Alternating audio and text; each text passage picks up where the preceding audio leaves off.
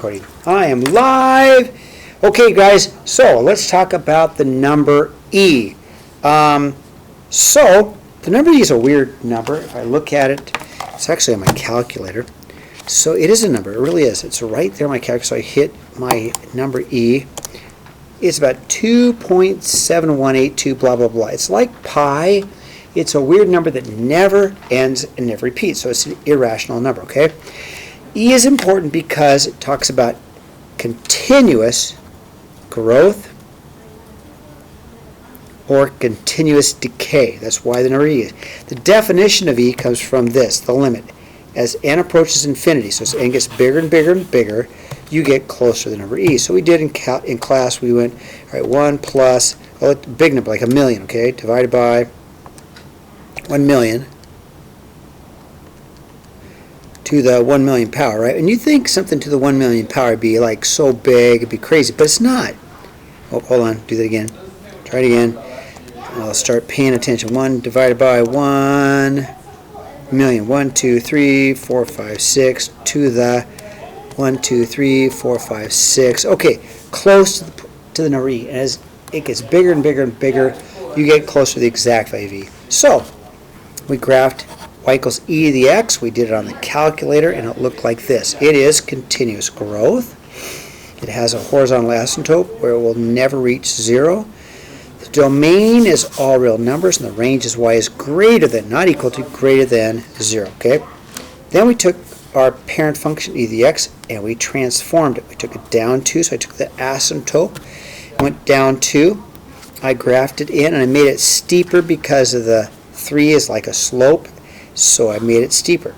Domain, all real numbers because it's forever wide. Range is greater than, not equal to, -2. Okay.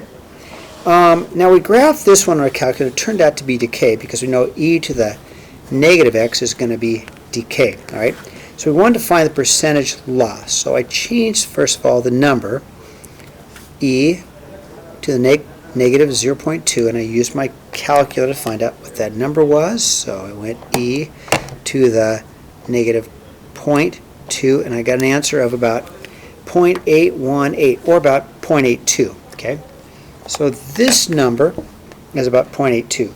So that means really we lost 18%. So think about this: $1, and you go into the store, you give them $1, and you get 82 cents less, and you've lost 18 cents. So we rewrite this expression as 1 minus 0.18. Okay. So y equals 2. So what we know is our percent of change is we lost 8% because we were able to change this to a 1 minus 0.18. Okay. On the back, we looked at the number e as terms as an exponent. So you've got e to the 4 times e to the 6 is like e times e times e times e times e times e times e times e times e times e. Well, I crossed out because that's just a pain.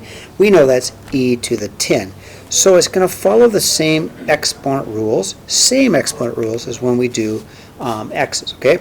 So then, the second example, I'm going to do 3 to the third power, which is 3 times 3 times 3, which is 27. And then I multiply exponents, e to the 15. Okay?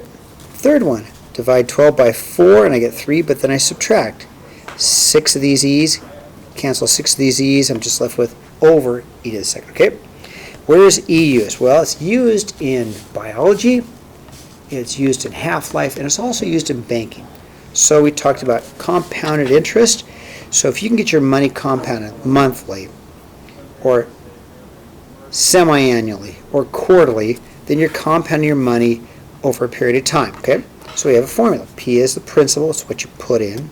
1, always 1, plus R, which is your interest rate, over n, which is the number of times you compound it per year, to the nt power. Okay, so let's see how this works. Okay, so then if we compound it continuous, it's a different formula. We use the number e because continuous, so it's the principal times e to the interest rate r times time over years. Okay, so now example 4, Keegan invests $4,000, and the first bank will give her compound quarterly. That one compound, okay, for 5 years. Second bank will give her continuous, that formula, at 5% for 5 years. So I used both formulas. I went 4,000 times 1 plus r, which is 0.04%, 0.04 divided by 4 because we're going to compound it quarterly for 5 years. 4 times 5, and I used my calculator, and I got about $4,880.76. So then she went and she compounded it continuously.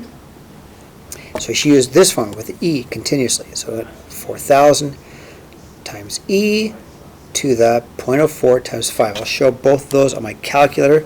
I got about $4,885.61. So if I show you both of these on the calculator, it's like this, okay? 4,000, so you know how to do it, parentheses, 1 plus 0.04 divided by 4 to the power of 4 times 5, and I get my first answer, okay? My second one, we'll do the E, and we'll go my 4,000. And my E button is right there in blue. My E button is right there in blue, so I go a second. So I get my E to the 0.04 times 5, and I get my $4,885.61. Okay, that's all I have. If you need any help, please ask.